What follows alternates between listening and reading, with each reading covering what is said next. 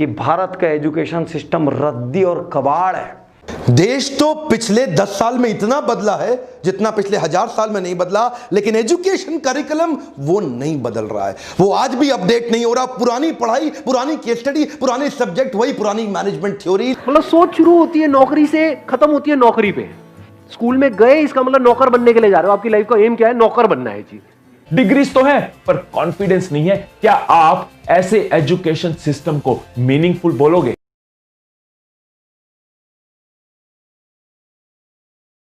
हमारा education system ऐसा तो है नहीं कि आपको सुबह से रात तक नॉलेज दी जा रही है कि आप क्या क्या कर सकते हो।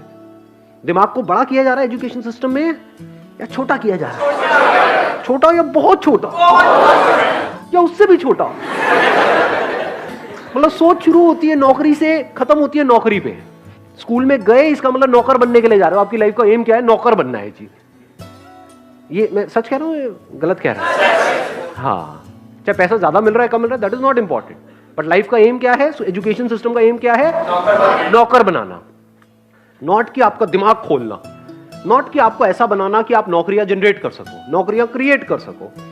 ऐसा नहीं है हमारा एजुकेशन सिस्टम। आपको सोचना नहीं सिखाया जा रहा है, बल्कि आपकी सोच को छोटा किया जा रहा है। इसका एंड रिजल्ट क्या होगा? मैकेनिकल हो जाओगे, मतलब एक रोबोट के जैसे बन जाओगे। बस जितना अंदर फीडेड है उस हिसाब से ऐड करो, बस उससे ज्यादा नहीं सोचना है। रोबोट की तरह जिएंगे, रोबोट की तरह मर जाएंगे, खत्म। क्या किया लाइफ में? कुछ भी नहीं किया। ये बुरा तो नहीं लग रहा सुनने में? कड़वा है लेकिन सच। तो अब जब तक कि हमारा mind, we are not expose to such ideas कि क्या हो सकता है, तब तक दिमाग उस डायरेक्शन में जाएगा ही नहीं। करना तो बहुत दूर की बात है। जब आप ये देखोगे कि आपके ही जैसे और लोग भी ऐसा कुछ कर रहे हैं जिसमें कोई बड़ी बात नहीं है, और इस तरह से किया जाता है, ऐसे सोचते हैं, ये होता है वो होता है, तो क्या आपका दिमाग नहीं चलने लग जाएगा उस डायरेक्शन में? अपने आप ही चलने लग जाएगा, आप चाहे चाहो चाहे ना चाहो। देखिए, कॉलेज को आज क्या चाहिए? प्रॉफिटेबिलिटी चाहिए। प्रॉफिटेबिलिटी के लिए सस्ता प्रोफेसर हायर करना चाह रहे हैं। मैं कई सारे कॉलेजेस में गया, मुझे स्टूडेंट आकर के मिलते हैं, मैं हैरान हो गया देख करके। 35-32 हज़ार रुपये महीना एक लेक्चरर को हमारे देश के अंदर मिल रहा है, और वही अच्छे लेक्चरर को हार्वर्ड के अंदर 16 लाख रुपए महीना मिल रहा है, स्टैनफोर्ड के अंदर 16.5 लाख रुपए महीना, क्योंकि वो अच्छे प्रोफेसर को रिटेन कर पा रहे हैं। और हमारे कॉलेजेस में क्योंकि अच्छा प्रोफेसर, देखिए अच्छा प्रोफेसर आएगा कहां से? 30-32-35 हज़ार रुपये महीना आप उसको दोगे, जिसको कोई नौकरी नहीं मिलती, वो जाके प्रोफेसर बनता है। लिटरेसी रेट यूथ का 92% है, मैं मानता हूं, लेकिन ये लिटरेसी रेट कागज पे है, क्योंकि आज की पढ़ाई डिग्री लेने के लिए हो रही है। वेल फिल्ड माइंड है, वेल फॉर्म्ड माइंड नहीं है, और ये वेल फिल्ड माइंड आपको कुछ नहीं देगा।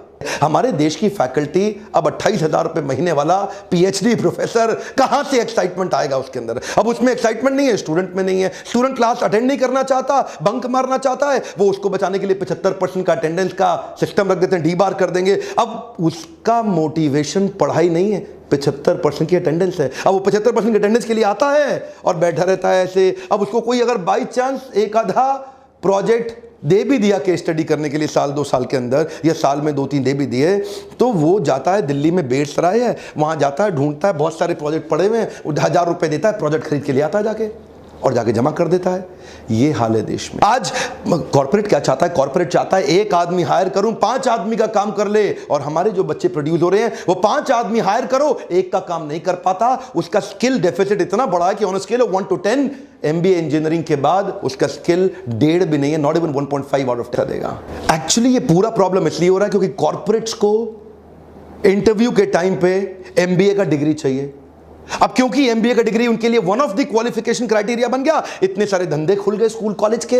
आओ भाई कॉलेज खोलो, कॉलेज खोलो, कॉलेज खोलो, हम भी डिग्री देंगे, हम भी डिग्री देंगे। आज पहली बार कॉर्पोरेट समझ रहे हैं कि टॉप IIMs की जो डिग्री है वो तो काम की है, ये जो हल्के 20 स्कूल है इनकी डिग्री किसी काम के नहीं है। Google, Ernst and young, Apple, Starbucks, IBM, bank of America, ये कुछ कॉर्पोरेट्स हैं जिन्होंने पहली बार बिना डिग्री देखे ट्राई कर रहे हैं अच्छे रिसर्च ओरिएंटेड स्टूडेंट्स को हायर करने के लिए। कॉर्पोरेट कैंपस, कॉलेज कैंपस, संसार अलग है। मैं इनको एक करना चाहता हूं। देश तो पिछले 10 साल में इतना बदला है जितना पिछले 1000 साल में नहीं बदला, लेकिन एजुकेशन करिकुलम वो नहीं बदल रहा है, वो आज भी अपडेट नहीं हो रहा। पुरानी पढ़ाई, पुरानी केस स्टडी, पुराने सब्जेक्ट, वही पुरानी मैनेजमेंट थ्योरी। हमारे इंडियन स्कूली सिस्टम में एक्सपेरिमेंट और रिसर्च के लिए कोई जगह नहीं है। यहां तक कि टीचर ने जो आंसर सिखाया है उसकी जगह आपने दूसरा आंसर लिख दिया तो टीचर आपकी क्लास ले लेगी कि क्या कहीं ट्यूशन जा रहे हो या किसी दूसरी बुक से पढ़ रहे हो या ज्यादा होशियार बनते हो, जो मैंने पढ़ा है वो नहीं लिख सकते। यहां पर कोई अभिव्यक्ति की स्वतंत्रता या आइडियाज की स्वतंत्रता जैसा कुछ है ही नहीं। ये कैसी एजुकेशन व्यवस्था है जो फेल होने की इजाजत ही नहीं देती, जो प्रयोग करने की इजाजत ही नहीं देती। भारत पढ़े लिखे अनएम्प्लॉयबल लोगों का देश बन जाएगा, पढ़े लिखे अनएम्प्लॉयबल लोगों का देश। वर्ल्ड की जिन चीजों के बारे में आज हमारा एजुकेशन सिस्टम बात कर रहा है वो चीजें आधी से ज्यादा ऑब्सोलीट हो गई है और पुस्तकें बदली नहीं गई है कि भारत का एजुकेशन सिस्टम रद्दी और कबाड़ है। इंडिया का एजुकेशन सिस्टम ऐसा रहा, हम कभी सुपर पावर नहीं बन पाएंगे, हम औसत क्लर्कों का देश बन के रह जाएंगे।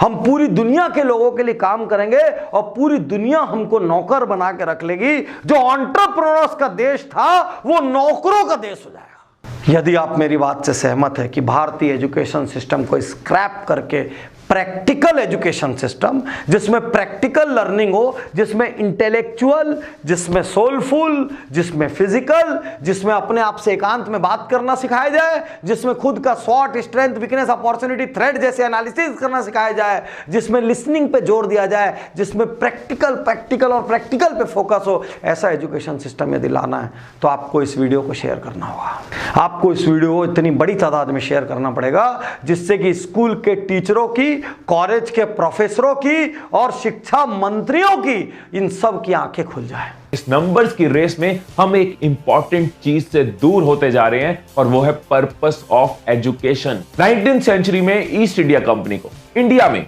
अपनी इंडस्ट्री एस्टेब्लिश करनी थी। अब इंडस्ट्री एस्टेब्लिश करने के लिए 3 चीजें चाहिए, क्लर्क्स चाहिए, मिलिट्री फोर्सेस चाहिए और साथ में फैक्ट्री वर्कर्स चाहिए। क्लर्क्स जो डेटा डॉक्यूमेंट के रिलेटेड फंक्शन कर पाए, मिलिट्री फोर्सेस जो कंपनी को बचा पाए, प्रोटेक्शन दे पाए, और फैक्ट्री वर्कर्स जो इंडस्ट्री में, कंपनी में काम कर पाए।